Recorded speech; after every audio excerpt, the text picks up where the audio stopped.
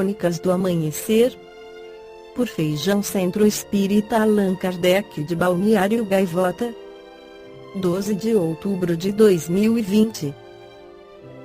Família é sinônimo de amor, mas de conflitos também parte. É natural que a relação familiar seja uma engrenagem complexa, pois é a união de várias singularidades. Onde há muito amor, várias afinidades, muitas conexões, também há divergências de opiniões. A neuropsicóloga Leninha Wagner explica como estes conflitos fazem parte de nossa vida e são inevitáveis nas relações humanas em razão das diferenças individuais. Mas é fundamental que eles sejam resolvidos antes de se transformarem em mágoas e ressentimentos. Neste período de quarentena, muitas famílias estão confinadas. E conviver demais com uma pessoa pode virar motivo para alguns desentendimentos.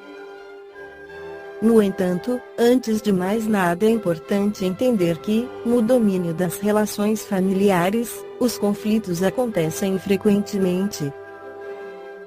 Portanto, família é sinônimo de conflito. Só que é preciso saber ultrapassar cada situação dessa de modo construtivo em vez de evitá-los ou ignorá-los, reforça a neuropsicóloga Leninha Wagner. No processo de pandemia, a primeira fase que tivemos que encarar foi o confinamento, a exclusão dos relacionamentos sociais. O homem como espécie é um ser relacional. As relações sociais nos distraem de nós mesmos, nos sentimos seduzidos, tentados a fazer comentários da vida alheia e acabamos por nos distrair de nossos próprios conflitos. Mas, diante do excesso de vida íntima familiar, nos damos conta de que nossas maiores questões estão dentro de nós e do nosso próprio lar.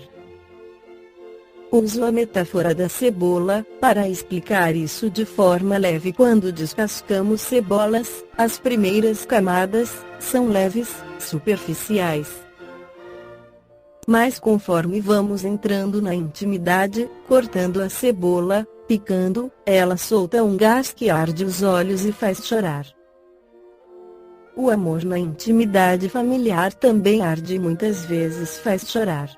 Mas, calma, Leninha destaca que a família ainda é o melhor tempero e sabor para a vida.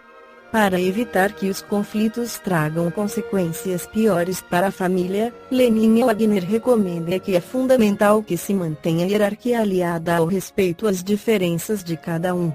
Além disso, a hierarquia observada entre os familiares pais e filhos evitará grandes desacordos e até mesmo a implantação de restrições severas, punições, já que garantirá a prática dos espaços individuais.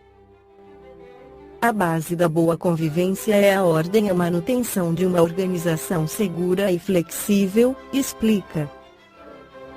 Ao mesmo tempo que os conflitos podem surgir dentro de casa, é fundamental compreender a importância da mesma como a melhor forma de solucionar estes problemas quando a vida nos apresenta ameaças, dores, desafios, sofrimentos. A solução, o amparo, a compreensão vem sempre da família. É claro que existem famílias disfuncionais, que não se encaixam nessa normativa. Mas por via de regra, é sempre nesta aliança, que nos sentimos importantes e pertencendo a um clã, que irá nos proteger, defender, e comprar a nossa briga. Ter amigos é o maior presente que nos damos, escolher irmãos de coração, por pura afinidade é o que de melhor podemos fazer por nós. Mas a família consanguínea tem a priori o compromisso, a obrigação, a responsabilidade de nos amar e nos defender, reforça a neuropsicóloga. No Evangelho segundo o Espiritismo, Allan Kardec esclarece sobre o amor e os problemas nas famílias. Os laços de sangue não estabelecem necessariamente os laços espirituais. O corpo procede do corpo, mas o espírito não procede do espírito, porque este existia antes da formação do corpo. O pai não gera o espírito do filho, fornece-lhe apenas o envoltório corporal. Mas deve ajudar seu desenvolvimento intelectual e moral, para o fazer progredir.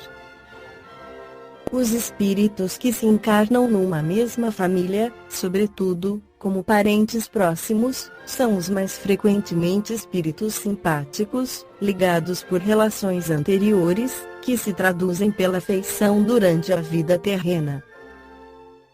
Mas pode ainda acontecer que esses espíritos sejam completamente estranhos uns para os outros, separados por antipatias igualmente anteriores, que se traduzem também por seu antagonismo na Terra, a fim de lhe servir de prova.